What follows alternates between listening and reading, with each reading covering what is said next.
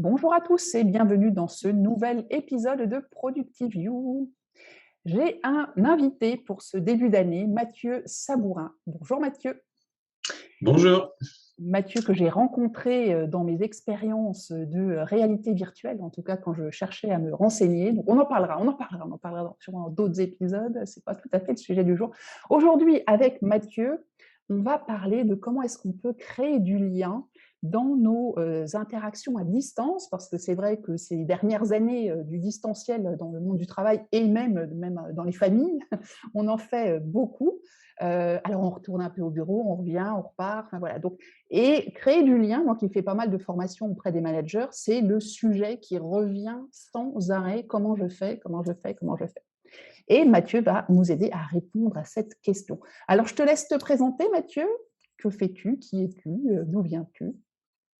Alors moi, je m'appelle Mathieu Sabourin. Mon job, c'est de créer du lien avec les gens, notamment à distance, tout ce qui concerne la collaboration à distance. J'ai commencé à faire ça au moment de la pandémie, Mhm. forcément, parce que avant ça, je faisais partie d'un collectif qui s'appelle CLAP, où on faisait du design thinking, on accompagnait les gens avec cette méthode d'innovation à avoir des idées à plusieurs qui soient plus qualitatives et à solliciter l'intelligence collective. Donc on le faisait en présentiel, on prenait beaucoup de plaisir à le faire et forcément il a fallu se réinventer au moment où la pandémie est venue. Euh, et moi qui ai un passé technologique, j'ai bossé pendant 15 ans chez Nokia où j'allais chercher des startups avec lesquelles on pouvait monter des partenariats pour faire de la 5G et des IoT ou de la 5G, et de la blockchain, etc., etc. Et bah, ça a été une super opportunité pour moi pour connecter mes deux passions en fait. À la fois le fait de créer du lien, d'accompagner les gens, et puis sortie technologique. Donc j'ai essayé de trouver quels étaient les outils, les moyens pour réinventer nos pratiques et pour bah, continuer à bosser et surtout permettre aux gens qui avaient l'habitude comme moi d'aller faire des ateliers, d'aller chez leurs clients, etc., etc., de trouver un moyen de continuer à entretenir le lien et pouvoir continuer à avancer. On a un vrai spécialiste avec nous. Et alors justement, comment est-ce que c'était les outils que tu utilises? Je pense que tu vas nous en parler un petit peu. Tu les connaissais avant via ton collectif ou ça a été une découverte? Comment tu avais un peu anticipé les choses? Enfin, comment ça s'était un peu passé? Comment c'est arrivé tout ça?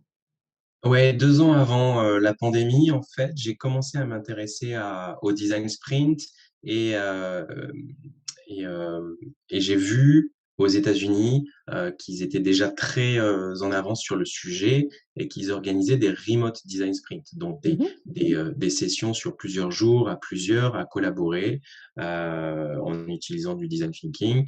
Et je me suis inscrit, je trouvais ça extraordinaire. Je suis revenu avec ça dans mes valises et j'ai dit à mon collectif, venez, on essaye ça, ça a l'air trop bien. Et ils m'ont dit, non, mais ça va pas la tête ou quoi, ça a aucun intérêt pour nous. On a déjà tellement de clients à aller voir. Il y a des choses en termes d'intelligence collective et dans le lien qui se crée entre les gens dans une pièce à un instant T, qui sont tellement riches déjà qu'on n'a pas besoin de ce genre d'outils. Oui. Et en vrai, ils avaient raison. Et ça faisait partie des hypothèses que j'avais quand j'ai commencé à utiliser ces outils-là, comme Mural, Miro, qui sont des tableaux blancs digitaux, pour permettre ça, de me dire, est-ce qu'on va avoir le même niveau d'intelligence collective à distance qu'en présentiel? Spoiler, je peux déjà vous donner la réponse à ça. Après avoir fait, je pense que là, en presque 2 ans, j'ai dû faire 500 workshops, faciliter 5000 personnes. Donc, ce qui est une chance en soi, parce que je pense pas que j'aurais pu faire ça et mon empreinte carbone n'aurait pas été super top non plus si je Ah, l'avais c'est fait clair. Mm. en présentiel. Donc, c'est déjà un avantage intéressant du distanciel.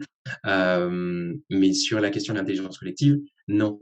Je continue à préférer de voir les gens, de connecter avec eux, de passer du temps ensemble au même endroit quand j'en ai la possibilité. Mais c'est pas pour autant que c'est noir ou blanc. À distance, on peut vraiment activer des choses en termes d'intelligence collective, en termes de créativité, qui sont vraiment géniales. La question, c'est juste comment on fait ça différemment et c'est quoi les leviers qui vont permettre d'activer ça et qui vont aller chercher des choses qui sont vraiment super chouettes. Je te donne juste un exemple ici pour illustrer le propos. C'est souvent quand on fait une réunion, tout le monde n'a pas le même niveau hiérarchique dans la boîte, tout le monde n'est pas forcément ultra extraverti, à l'aise pour prendre la parole, et des fois, il y a quelques petites frustrations où il peut y avoir des concours d'ego sur c'est moi qui ai raison et vous avez tort. Quand tu es en distanciel, tu as cette distance, cette zone de confort d'être chez toi dans un environnement rassurant, le confort d'être derrière un écran. Tu peux ou pas allumer ta caméra et du coup, avec des outils de tableau blanc euh, collaboratif, tu peux mettre ton post-it, tu peux utiliser l'anonymat pour exprimer tes idées. Et du coup, dans le processus, moi, en tant que facilitateur, c'est beaucoup plus simple et beaucoup plus efficace d'aller chercher de la diversité dans l'expression des points de vue des participants à travers ce modus operandi. Et du coup, ça, c'est une chance parce que moi, j'ai besoin qu'il y ait de la diversité pour avoir de la créativité et donc de l'intelligence collective. Et ça, je trouve que c'est en plus du fait de pouvoir connecter avec des gens à l'autre bout de la planète qui sont juste incroyables, je trouve que c'est une chance extraordinaire pour moi, pour mon boulot de facilitateur. Je vois beaucoup de gens euh, qui me disent waouh, c'était génial, on a vraiment passé un super moment, on a pu lâcher tout ce qu'on avait à lâcher. Et ça, je trouve que c'est vraiment super chouette, pas juste pour faire des workshops super productifs, super efficaces, même si c'est important. Le temps, pour moi, il s'est accéléré avec le remote, mais aussi pour recréer du lien, pour recréer ce côté moment de sérendipité à la machine à café. Et ça se fabrique, ça peut se préparer. On peut mettre les gens dans des bonnes conditions pour justement reconnecter, recréer du lien. Et moi, j'ai vu plein de moments émouvants, joyeux, euh, arriver malgré le fait qu'on soit derrière une caméra. Alors, avant qu'on aille un peu là-dedans, donc j'ai cru comprendre que tu disais qu'en fait, on n'était pas aussi créatif à distance que en présentiel pour toi. Tu m'as dit, je préfère. C'est une histoire personnelle ou vraiment on n'arrive pas à sortir autant en distanciel, même si c'est différent, ce que j'entends que dans ton exemple, tu arrives à aller chercher peut-être des personnes qui ne se seraient pas exprimées en présentiel. Hein. Tu as parlé d'histoires de hiérarchie et ça, j'entends très, très bien. Mais ça, au niveau de la créativité de ce qu'on ressort, malgré tout ça, malgré qu'on arrive à aller chercher peut-être des choses qui ne seraient pas sorties en présentiel, on est quand même moins créatif ou moins bon. Alors, euh, moins bon, je sais pas. Je non, pense que l'intelligence collective, si je mets un niveau, ouais. en présentiel, elle est un Elle est un tout peu petit plus peu haute. meilleure D'accord, ok. que à distance. Parce Mhm. que on est des humains, donc on communique non seulement par la vision, la parole, mais aussi il y a des échanges de phéromones, il y a de la communication non verbale, il y a du temps réel. euh, et ça permet d'avoir une connexion beaucoup plus efficace. Donc Ouais. pour ça, le présentiel reste quand même super chouette pour activer ça. Pour autant, je donne un contre-argument. Euh, euh, à distance, au-delà du confort, euh, le fait de créer un cadre, un contexte, où par exemple tu utilises un avatar, ça permet d'enlever des barrières, d'enlever des freins que tu pourrais mettre à ta propre créativité. On a parlé de la question de la légitimité. Il peut y avoir un effet Pygmalion de se dire, ben, j'ai un avatar qui représente ma personnalité, j'ai envie d'exprimer ça. Je suis dans un environnement où je suis beaucoup plus libre de m'exprimer. Et ben go, et je vais pouvoir beaucoup plus connecter des choses dans mon cerveau et avec les autres personnes Mhm. qui vont être beaucoup plus vastes, beaucoup plus larges que ce que j'aurais pu Ouais. faire en présentiel. Ok, ok. Bon, de toute façon, mon sujet, ce n'était pas de les opposer, parce que moi, je pense que c'est tout à fait complémentaire de toute manière.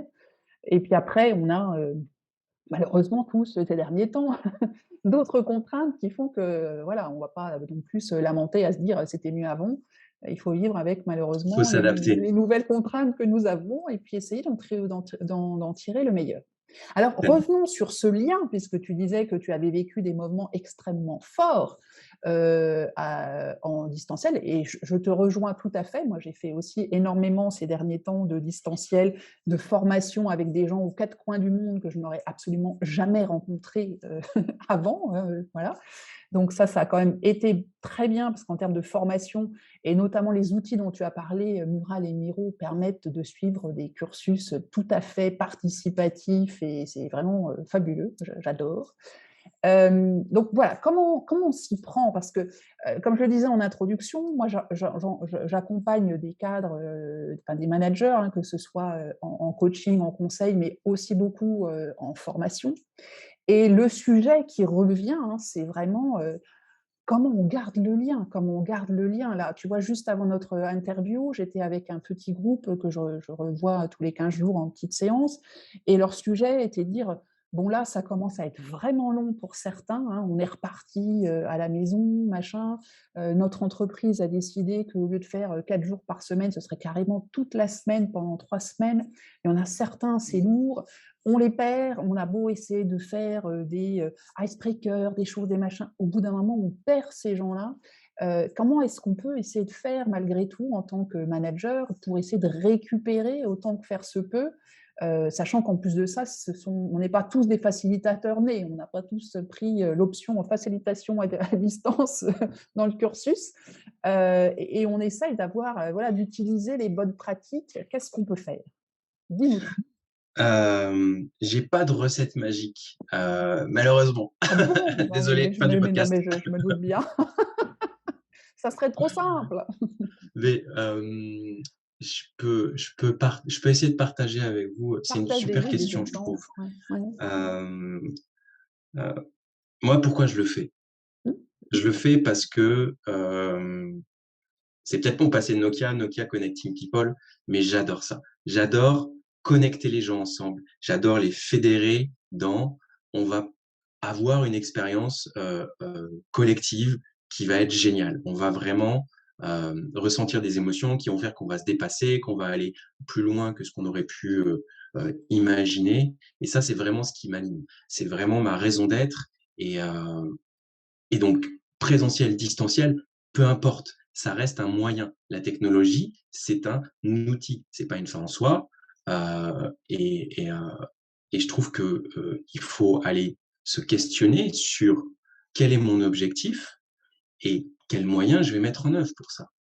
Et je pense qu'il y a plein de boîtes qui ont très, très bien réussi. Moi, j'ai vu des super chouettes boîtes prendre la décision de passer en full remote, donc de supprimer leur bureau et de proposer aux gens de travailler depuis là où ils veulent. Et attention, là où ils veulent, ça ne veut pas dire forcément depuis chez soi, dans son petit appartement, parce qu'on n'a pas tous les mêmes conditions de vie, et ça, c'est entendable, et de leur donner les conditions de bien travailler. La promesse du remote work, c'est la possibilité pour les entreprises d'avoir plus de productivité et côté employé, collaborateur, d'avoir plus de flexibilité, plus de liberté. Et ça, pour moi, c'est fondamental. Et je trouve qu'un point commun entre tous les gens qui ont réussi cette transformation-là, c'est de mettre, je vais faire des grandes portes ouvertes, mais c'est d'être employé centrique, customer centrique, de vraiment mettre l'être humain comme une valeur cardinale et de vraiment essayer avec authenticité, avec sincérité, de faire en sorte que les gens soient bien. Si vos employés sont bien, c'est les premiers prescripteurs de votre produit, de votre boîte, alors votre boîte, elle ira bien. Et je suis tellement convaincu de ça. C'est vraiment une mission de vie pour moi. Et j'avais bossé déjà chez Nokia, on bossait dans un contexte très international, à faire du remote déjà assez régulièrement, de se connecter avec le monde entier. Et, euh, et je trouve que c'est c'est une super chance qu'on a d'avoir de la technologie pour justement se connecter les uns aux autres. Donc, comment vous pouvez faire, vous, demain, pour en faire un enabler, un activateur de liens humains. Qu'est-ce que vous allez pouvoir faire? Et ça, c'est mon passé du design thinking qui me l'a appris, de chercher la viabilité technique, la viabilité économique et la désirabilité. Qu'est-ce que les gens veulent? Avoir de l'empathie sur c'est quoi vos problèmes, c'est quoi vos désirs, comment on peut faire pour que vous soyez mieux. Et ça, je pense que si tu as ça en tête et dans le cœur, euh, en vrai, savoir si tu dois faire des icebreakers, si tu dois faire telle activité ou quoi, c'est pas le sujet en soi. Et, euh, et moi, je continue mon activité sur deux choses qui sont vraiment mes deux piliers, mes deux jambes, à la fois de faire du remote, de faciliter des ateliers, d'en créer, d'en designer, de former les gens à utiliser des outils comme Mural ou Miro, et puis aussi à faire des séminaires, des retraites spéciales, des temps vraiment exceptionnels pour que les gens puissent se transcender, se rencontrer. Et je pense que si tu es une boîte remote, tu dois absolument prendre le budget que tu as ou que tu avais sur tes bureaux et prévoir du temps pour créer des événements, pour honorer ce lien sacré qu'on a d'être tous ensemble, alignés autour de la même vision, autour Ouais. de la même raison Mmh, d'être. mmh. Pourquoi je suis dans cette boîte, pourquoi je bosse, dans quel objectif. Ouais. Oui, non, mais c'est très pertinent et c'est ce qu'on retrouve beaucoup, hein, quand on, fait un peu de recherche sur, comment est-ce qu'on crée, la sécurité psychologique, comment est-ce qu'on recrée du lien. Il y a eu pas mal d'études, hein, notamment de Amy Edmondson, là, aux États-Unis, qui a bossé là-dessus et son sujet, c'est vraiment ça, c'est déjà d'être, en tant que on n'a pas toutes les réponses en tant que manager, mais on doit être quand même exemplaire dans la démarche, montrer l'exemple et surtout s'intéresser sincèrement aux gens, à ce qu'ils veulent, à les intégrer dans les décisions, dans les choix, dans les discussions, pas essayer de leur calquer un truc en se disant ça devrait bien se passer. Et après, et moi c'est ce que j'explique parfois aussi aux managers, c'est leur dire si vous ne savez pas, dites-le. Dites-le Mm. simplement ce que vous aimeriez faire avec votre équipe. Dites-leur tout à fait honnêtement. Hein, il n'y a pas de mal à ça en disant écoutez, la situation elle est nouvelle pour tout le monde, ça change pour tout le monde. Moi aussi, je subis comme vous les enfants à la maison, la grève de machin, le truc, le bidule, le Covid, j'en passe et des meilleurs. Qu'est-ce qu'on peut faire ensemble pour que ça se passe bien. Et les idées vont venir. Hein. Si on se garde dans sa tour d'argent, hein, ou d'our d'ivoire plutôt que d'argent, Mm. euh, et que on joue le petit manager qui sait tout et qui a réponse à tout, on va dans le mur parce que là, on est dans des situations tellement inédites que c'est pas nous tout seuls. En plus, généralement, un manager, il est débordé de travail. Hein. C'est pas comme s'il avait plein de temps de dispo pour aller faire de la recherche et quel outil je vais faire et comment machin truc. Hein. Généralement, ils n'ont pas tout ce temps-là.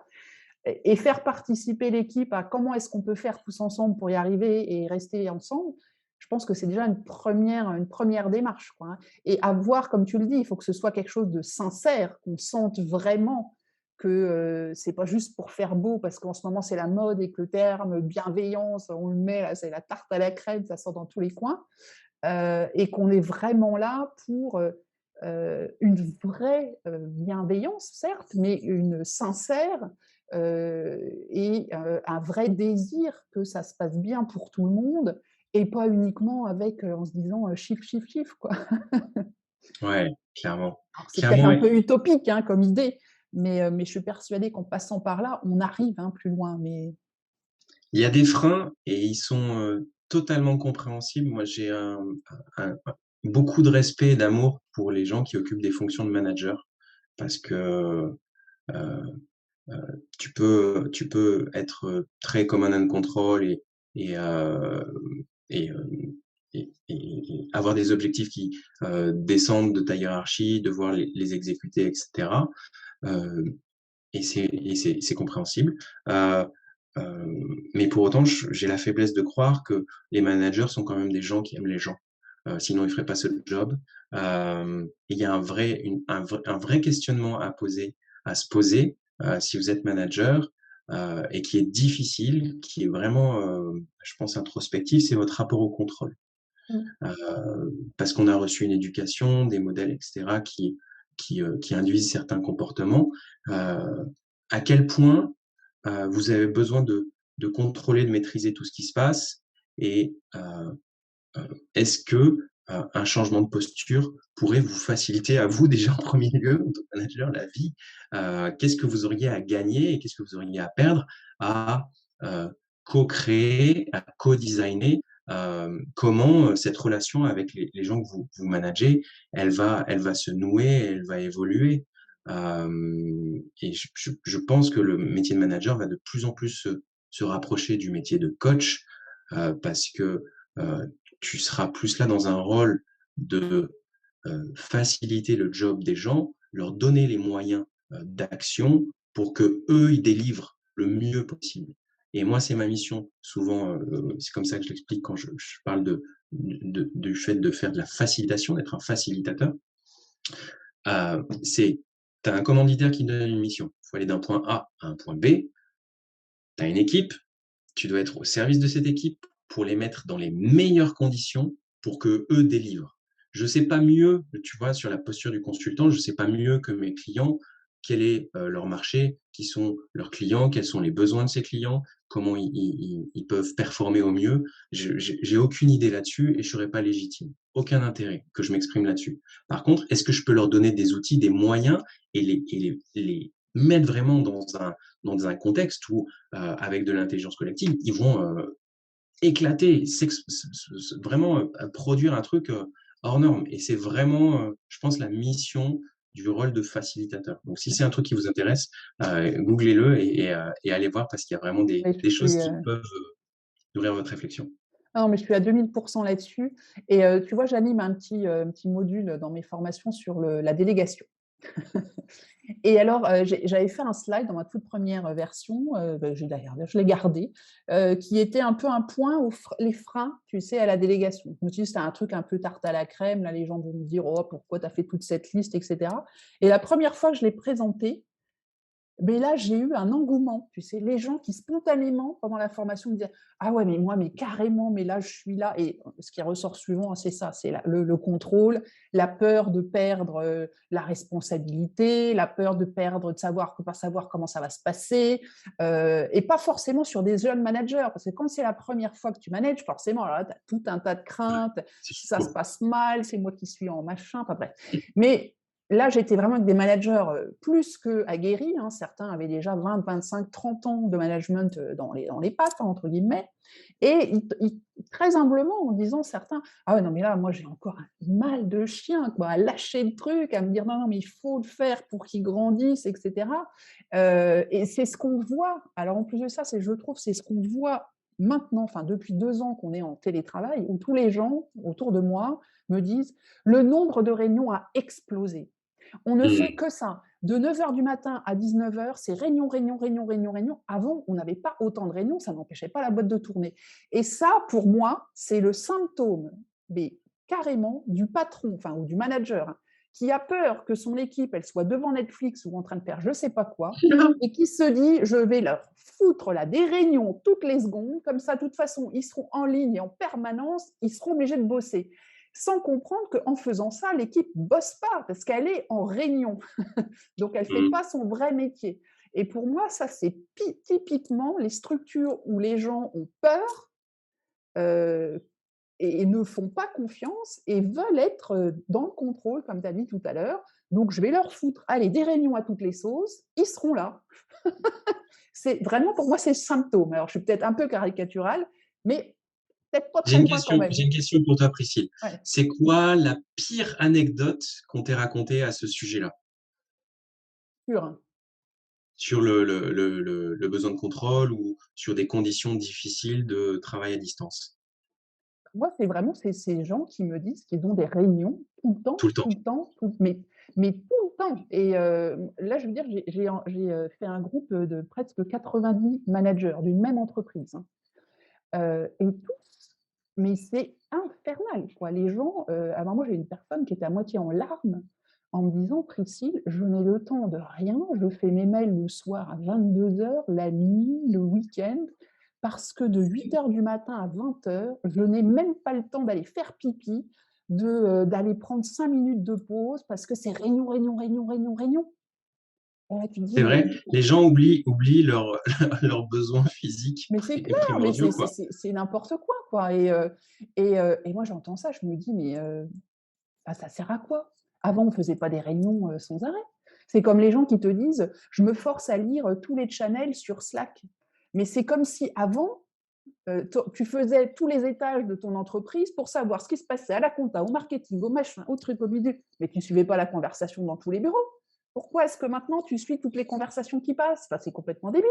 Enfin, Ouais, bon, je vois ça de ma fenêtre, hein, mais je fais peut-être un peu des raccourcis. Mais c'est exactement ça, quoi. Je me dis, mais c'est comme si on avait oublié que les gens savent travailler sans nous et qu'on ouais. n'est pas obligé d'avoir tous les sujets, de connaître. Alors, en plus de ça, tu lis tous les Slack, là, tous les machins qui passent, mais en plus de ça, tu fais toutes les réunions.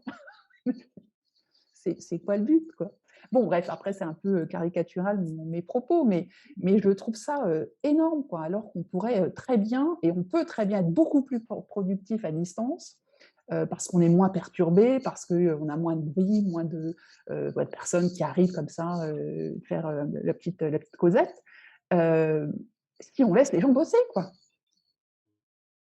Carrément, carrément. Je crois que le pire truc qu'on m'ait raconté, c'était, heu, un mec que j'ai formé qui m'a dit: «Mon manager nous demande à toute notre équipe d'allumer le Zoom, pour être sûr de nous voir de 9 heures à 18 heures tous les jours». C'est après c'est la prison, quoi, Ouais, mais c'est clair. c'est dingue, Et tu c'est vois, dingue. alors moi, tu vois, c'est ce que j'ai pris des stagiaires là récemment dans mon petite entreprise. Donc j'ai eu un premier Félicitations. petit stagiaire qui était absolument génial, la Jessie, en novembre-décembre.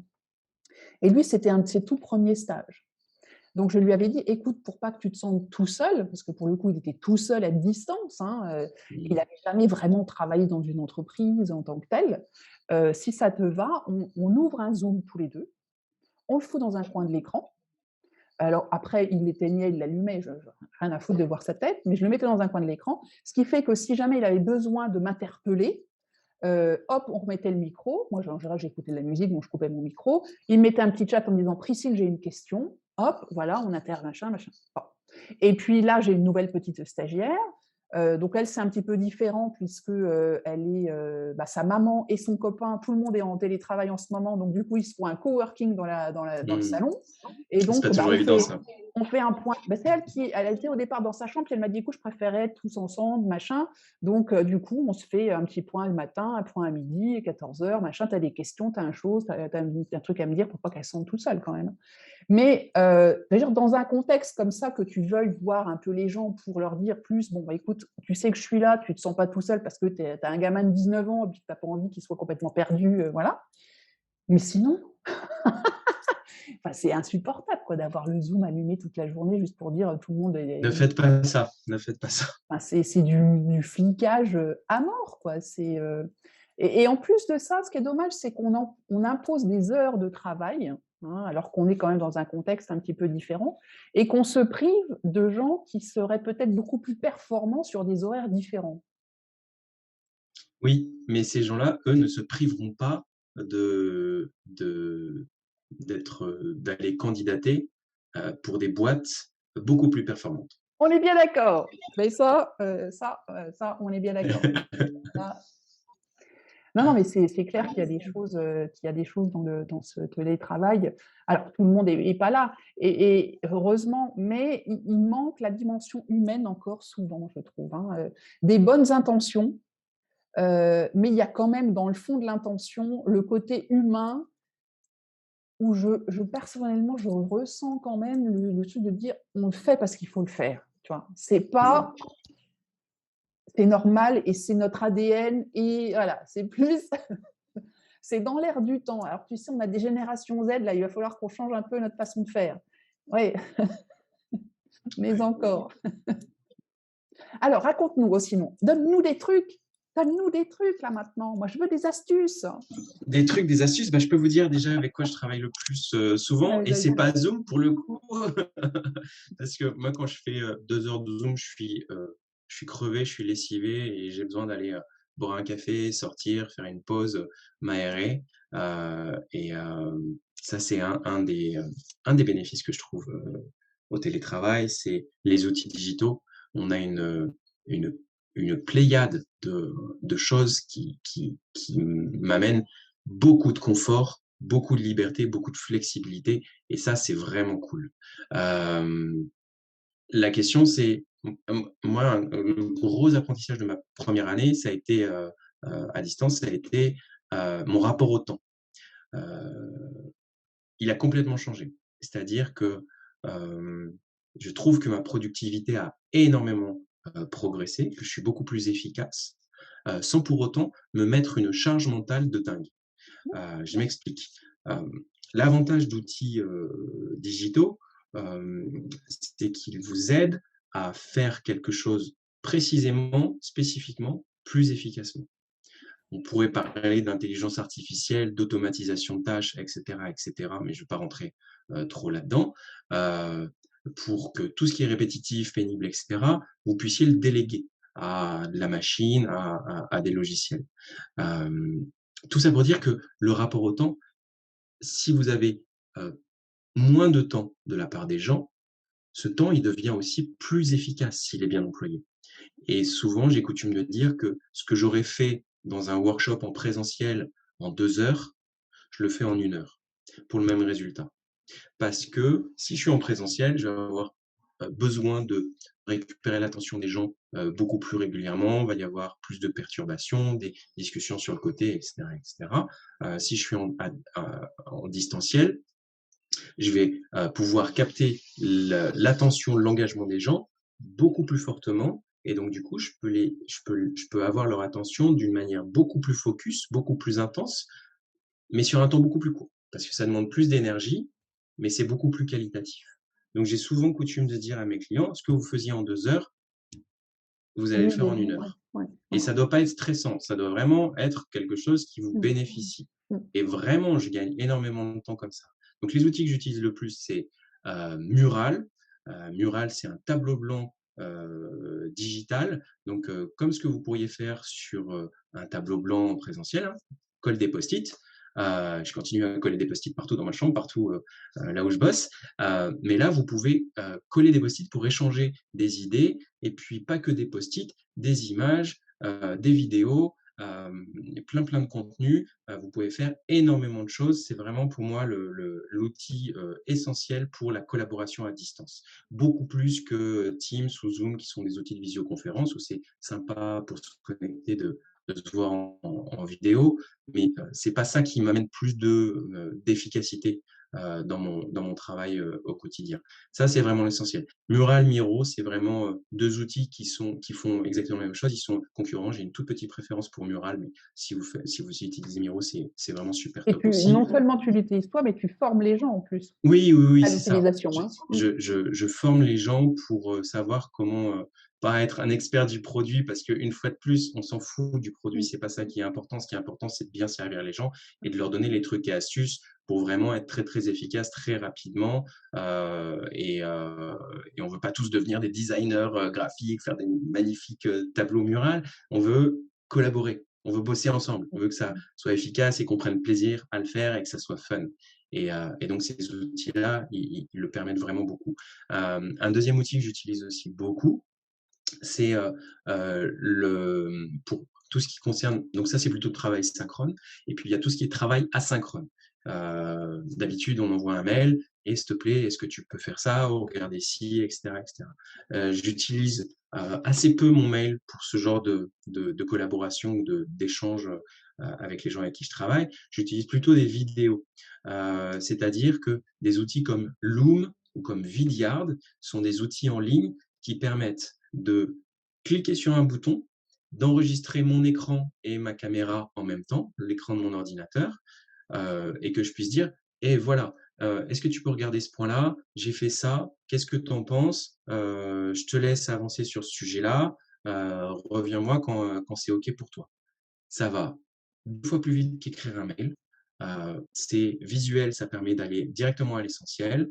Et là, par exemple, j'ai une assistante qui m'accompagne sur tout ce qui concerne les tâches administratives, plutôt que de prendre mon téléphone ou de lui faire un mail avec une to-do, bah, je vais prendre ce truc-là et je vais dire Salut Catherine, est-ce que tu peux regarder ça? Là, il faut que tu ailles voir ici à cet endroit. Est-ce que tu peux aller me récupérer ça? Est-ce que tu peux faire ci, etc. Et Ouais. le rendre visuel, 30 secondes de vidéo, boum, c'est terminé. Ah, mais ça, je suis une grande fan aussi. Et c'est ce que je suggère beaucoup aussi à mes clients en leur disant, voilà, vous allez gagner du temps. Ça évite de faire des mails à rallonge. En plus, on est dans sa conversation. Hein, généralement, dans mes instructions orales, on est quand même un peu habitué. Alors que certains bloquent un peu dès qu'il s'agit d'écrire et de est-ce que ça va être bien structuré dans le bon ordre, machin, là, là. En plus, ça, on ne voit pas les fautes d'orthographe. Alors ça, c'est aussi pas mal. Et j'ai un problème avec les fautes d'orthographe. Et donc voilà, et on gagne énormément de temps, quoi, hein, et énormément de temps, ça va vite, voilà, c'est franchement top. Et il y a de plus en plus d'outils. Hein. Moi, j'ai découvert récemment que j'utilise Asana moi, en gestion de projet, gestion Ouais, d'équipe, très, très bien. etc. J'adore. Et là, dans la description des tâches, hein, alors on peut mettre des images, des machins, des trucs comme dans tous les trucs, mais dans la description, maintenant, ils ont rajouté la petite caméra, et ce qui fait que il y a des descriptions de la tâche, on peut s'enregistrer. Et C'est génial. comme ça, le collègue, personne qui va recevoir la tâche, ben, plutôt que de lui avoir écrit une grande description de ce qu'on attend, pareil, paf, on lui fait une vidéo et c'est top. Et j'ai trouvé ça, mais absolument fabuleux. Enfin bon, bref, allez, Ouais. petit aparté. Alors attention, c'est pas parce que c'est des outils asynchrones qui font gagner du temps que ça veut dire qu'il faut être juste dans une relation asynchrone avec les gens. Au contraire, je D'accord. trouve qu'il faut surtout pas tomber dans cet écart. Moi, je vois beaucoup de startups publier sur le sujet de l'asynchrone c'est le futur, etc. J'y crois pas une seconde. C'est-à-dire que c'est bien pour On accélérer, pose. mais ça doit permettre, et c'est là où je pense qu'il faut revenir à ses valeurs, à son éthique et à savoir si vous êtes centré sur les humains et les liens ou pas, et de se dire, c'est cool, ça va nous laisser plus de temps pour se faire un petit team building, une petite activité ensemble. On va pouvoir partager quelque chose qui fait que on va pouvoir célébrer ce lien-là et célébrer notre raison d'être à Complètement. distance ou Complètement. en présentiel. Ouais. Mais vraiment, il faut pas que ça devienne le truc absolu où on n'est Non, plus que non, des mais robots, on comme tu prend l'as des dit, tâches. tout ce qui est rébarbatif, tout ce qui est des Ouais, consignes, des machins, des choses qui peuvent être reprises, et être ensemble pour se voir pour des choses de valeur, où on va décider, on va brainstormer, on va faire des activités où il faut vraiment qu'on soit ensemble, et là, on n'est pas pollué par d'autres activités qu'on pourrait très bien faire de façon asynchrone. Ouais, complètement. tellement. Très bien. Bah, écoute, on a déjà pas mal de sujets. On arrive à la fin de notre interview. Donc, comme je t'avais dit, 3 petites questions obligatoires. Est-ce qu'avant ça, tu veux que je te parle du futur? Ah oui, J'en allez, reviens là. vas-y, vas-y. Euh, donc, la collaboration, c'est vraiment ma passion Mmh. sous toutes ses formes. Euh, et j'ai commencé il y a un an à m'intéresser au sujet de la réalité virtuelle quand Mark Zuckerberg il nous a sorti ces magnifiques casques de réalité virtuelle. C'est une technologie qui existe depuis longtemps, mais pas très populaire. Et lui, il a fait un peu un petit effet Steve Jobs quand il a sorti l'iPhone, c'est-à-dire qu'il a sorti un produit avec une expérience utilisateur qui est très facile à l'emploi. Et je me suis dit, aïe, aïe, aïe, à quelle sauce il va nous manger, Marc? Parce que c'est pas forcément toujours pour le bien de l'humanité que Facebook fonctionne, en tout cas dans son business model. Qu'est-ce que c'est que ces Je sais pas, propos tendancieux? Bon, allez, je veux vas-y. pas avoir de problème avec Marc, mais, mais bon, faut pas se cacher derrière son petit doigt non plus. C'est quand même un business model qui est basé sur marketing et la vente de publicité. Donc, comment je Complètement. capte de l'attention? Et ça m'intéressait parce que une fois de plus, la technologie, c'est euh, euh, un moyen. Qu'est-ce que vous en faites? Qu'est-ce que vous allez en faire? Et je trouvais ça très excitant et comme dirait Spider-Man, grand pouvoir appelle à des grandes responsabilités. Donc je voulais voir ça et puis je trouvais ça fantastique. Je trouvais ça fantastique avec un potentiel incroyable parce que l'immersion qu'on reçoit dans un casque de réalité virtuelle, elle est extraordinaire. C'est vraiment quelque chose qui fait voyager, qui, euh, qui permet de vivre des expériences extrêmement intenses, incroyables. Il y a une application où tu peux être sur une planche au-dessus du vide Et je l'ai fait. La fameuse, hein, la fameuse planche. Moi qui ai le vertige, ça a duré 3 secondes. Au bout de 3 secondes, j'étais obligé d'enlever le casque parce que Mais vraiment, alors, j'avais l'impression que j'allais tomber. alors moi, tu sais, je teste aussi des trucs là en ce moment, bah, grâce à toi d'ailleurs. Et j'ai vu l'autre fois qu'en fait, ils ont créé des applications pour vaincre les peurs. Donc, en fonction de ta peur, donc il y a celle du vide avec la planche, mais tu as aussi, tu peux te retrouver dans le noir, avec des araignées, avec des bestioles, machin. Et là, c'est vraiment le but de vaincre sa peur. Alors là, j'irai pas, moi, par exemple, parce C'est que très, très bon. Je veux une bien araignée, l'application ça va parce pas le que faire. vaincre ses peurs, ça a un impact sur ton auto-efficacité, Ouais. sur ta capacité à croire que tu es capable de faire des choses, d'entreprendre des choses et de vaincre une phobie. C'est extrêmement puissant. Donc, ça m'intéresse vachement. Et ils ont commencé avec bah, les compagnies aériennes, surtout la peur de l'avion, hein, qui est quand même Mmh, une des principales peurs qu'on a au monde. Et voilà. Et donc là-dessus, ils ont décliné sur d'autres peurs, quoi. Hein. Bon. sympa. Donc, la VR, pour collaborer, pour créer du lien humain, j'y crois à 1000%.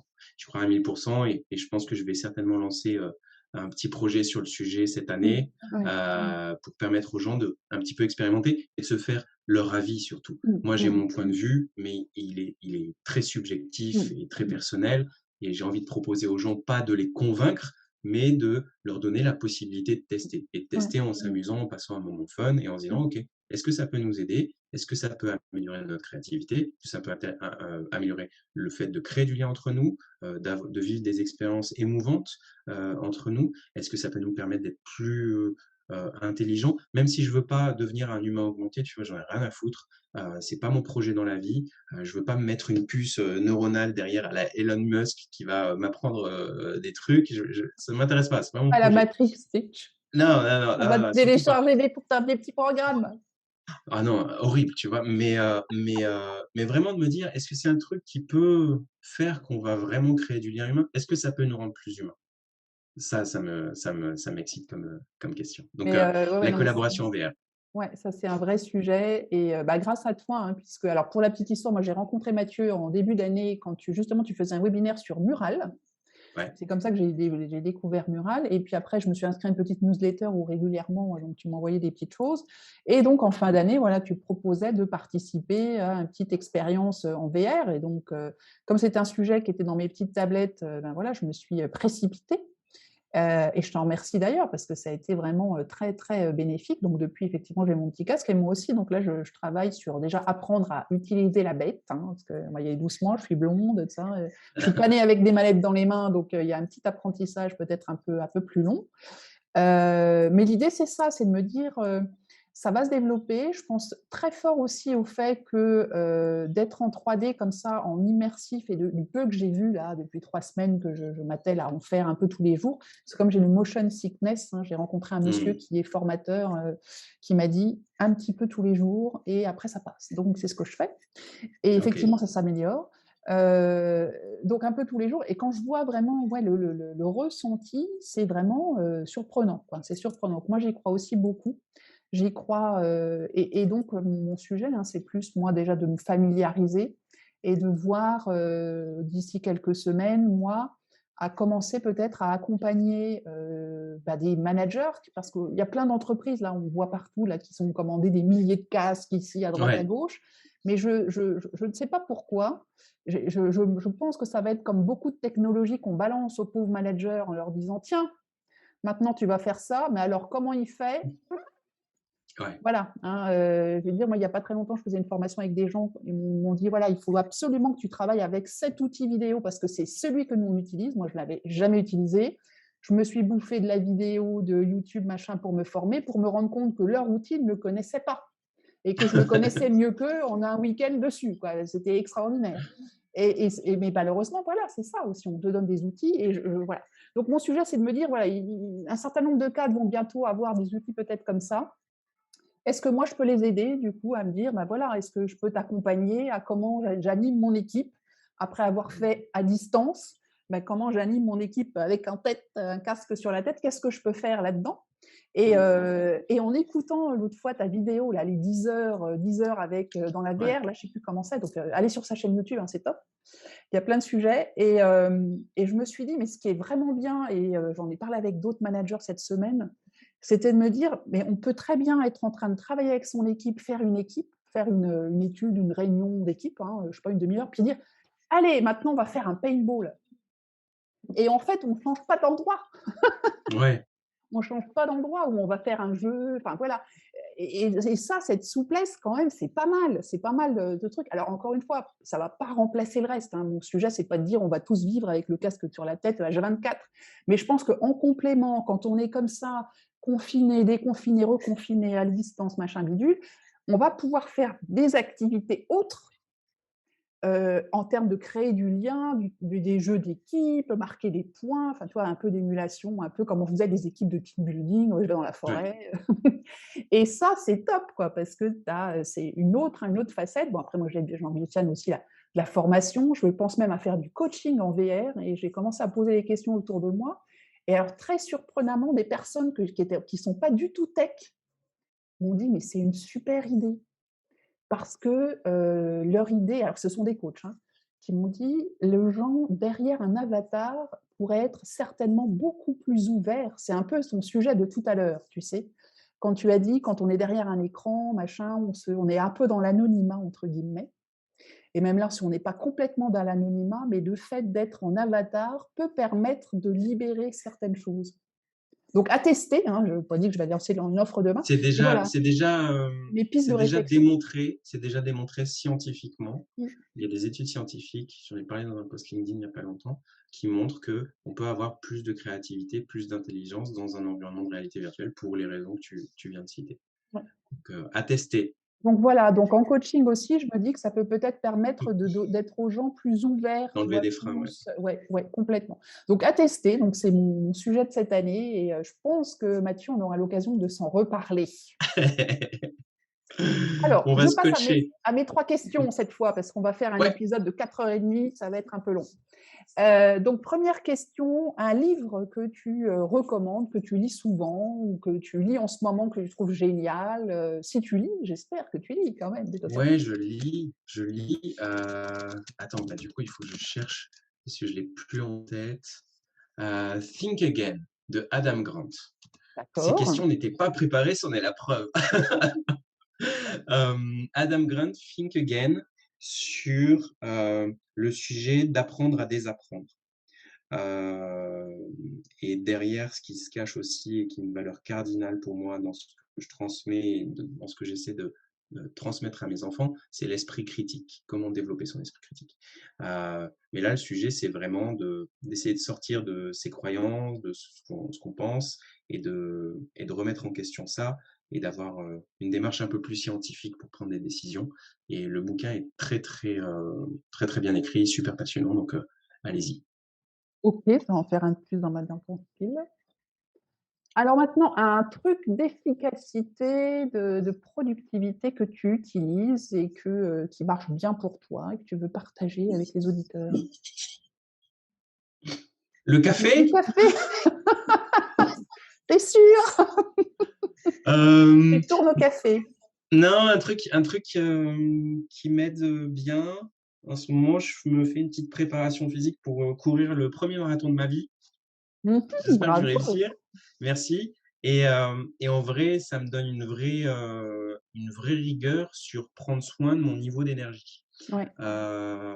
Et ce que faisais pas toujours avant. Et en tant qu'entrepreneur, t'es pas en 8-17 du lundi au vendredi, donc c'est difficile de mettre une limite, tu vois, tu as le cerveau qui continue, tu réfléchis en permanence et de se dire, OK, là, comment je fais pour gérer physiquement mon énergie et en avoir plus. Et du coup, ça me permet de prendre soin de moi et c'est important parce que vous êtes la première ressource de vous-même, donc prenez soin de vous, faites du sport. Très bien, bah, écoute, moi ça me va très bien parce que moi je fais une petite séance le matin, le midi et le soir. Waouh! Bah, depuis que je suis en télétravail, je me suis astreint à ça parce que je m'étais rendu compte que je passais, facilement sinon 12 heures, Et quasiment ouais. sans bouger.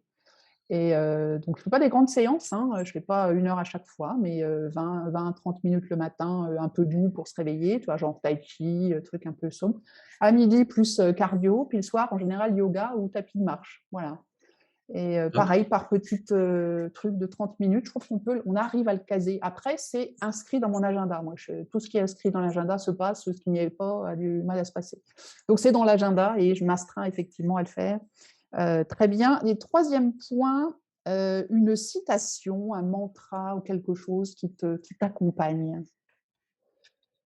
Euh, c'est marqué sur mon. C'est marqué. Qu'est-ce que je pourrais te donner? Je suis très friand c'est mon péché mignon, les citations. Euh, Mais une qui est plus, je sais pas, qui t'accompagne depuis très longtemps, ou euh, qui te revient facilement à l'esprit. je l'ai marqué sur le mur dans mon salon. Euh, et c'est pas salon. Euh, des fois, tu vois ça, les gens ont marqué les noms de leurs pièces, ça m'interpelle toujours. C'est pourquoi? Salle de Pourquoi chambre, bain, salon, salle de bain. Tiens, d'essayer des des fois que fois tu que tu l'oublies. sois perdu. Ouais, c'est ça. Mais c'est aussi quelque chose que je partage et que j'essaie de passer humblement à mes enfants. C'est do something. C'est vraiment, euh, c'est vraiment d'être dans l'action. C'est vraiment le fait de se dire, peu importe que ça marche, peu importe qu'il y ait de l'échec, peu importe, mais fais quelque chose. Reste pas dans ta tête, reste pas dans ton truc, avance parce que la vie c'est court. Après on meurt, hein, c'est dommage. Et en vrai, ben c'est maintenant quoi. Mm. Donc j'essaie de m'astreindre à ça. Ouais. Non, non, mais c'est une belle citation et ça me fait penser à une autre qui est très similaire, qui est mieux vaut une action imparfaite qu'une parfaite inaction. Hein, c'est assez, Pas mal. voilà, c'est Ouais, vraiment on y va, quoi. Il faut y aller ouais. et puis on verra où ça nous emmène, mais plutôt que d'être toujours, comme tu l'as dit, dans la tête, il faut réfléchir de temps en temps, mais pas que. Très bien, bah, écoute Mathieu, c'était super intéressant cette interview. Encore une fois, on aurait pu y passer encore 1 heure de plus, mais ça sera peut-être un autre rendez-vous. Merci En à VR, tous, merci à ceux qui nous ont écoutés. Mathieu, où est-ce qu'on te retrouve sur les réseaux sociaux? sur LinkedIn principalement, c'est là où je fais des webinaires, où j'essaie de partager un peu de ce que je sais. Et puis, vous pouvez me retrouver aussi sur mon site web, sur mathieussabourin.com. Ok, très bien. De toute façon, on va mettre tout ça dans les notes et en dessous des vidéos, pas de souci. Merci mille fois, merci à tous et à très bientôt pour un nouvel épisode. Bye bye. Salut!